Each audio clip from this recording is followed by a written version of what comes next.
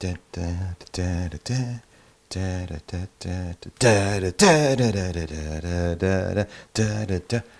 everybody, I'm Hugh Brownstone for Three Blind Men and an Elephant, and let's talk about the one thing that's missing from the Sony a6300 that you can legitimately complain about and not be piggy. The new Sony a6300 has an awesome spec for $1,000, but it is missing three things. It's missing in-body image stabilization, it's missing that 42 megapixel backside illuminated sensor or the full frame sensor super low light champ from the a7S II, and it's missing a headphone jack.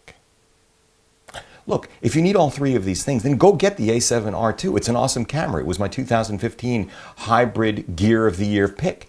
And if you only need two of those three things, then by all means get the Sony a7S II. It's another awesome camera and was really runner-up only to its higher resolution, faster autofocusing twin brother. But if you really only need one of those things, in other words, if you'll settle for internal 4K with the same codecs and bit rates as the bigger guys, better autofocus than the bigger guys, better slow motion than the bigger guys, 120 frame per second full HD with minimal crop, well then stop whining, get the a6300 and get Sony's UWP D11 wireless microphone kit.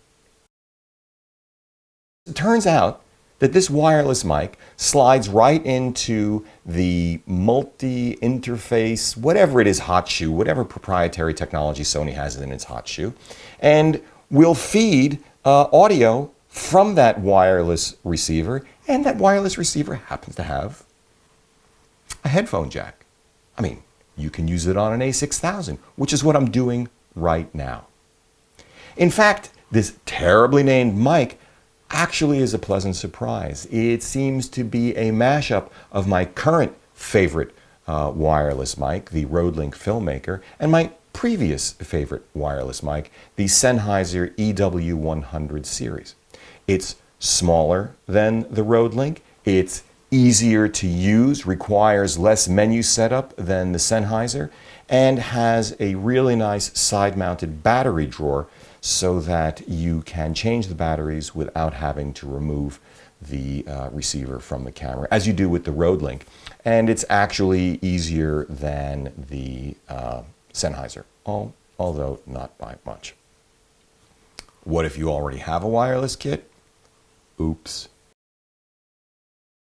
Except that the HDMI out on the 6300, if it's the same as the a6000, and other than putting through 4K, I see no reason to believe otherwise, although I will find out next week, also sends an audio signal through, at which point you can monitor audio through something as inexpensive as Aperture's VS1 Fine HD 7-inch monitor, and 7-inch monitors are boss. I love them. My age, gotta have a big bright monitor, or something much more sophisticated which combines, for example, a recorder and has really wonderful assists like the Atomos Ninja Assassin.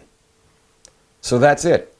If you guys have other methods for monitoring audio on the a6000, please share them below.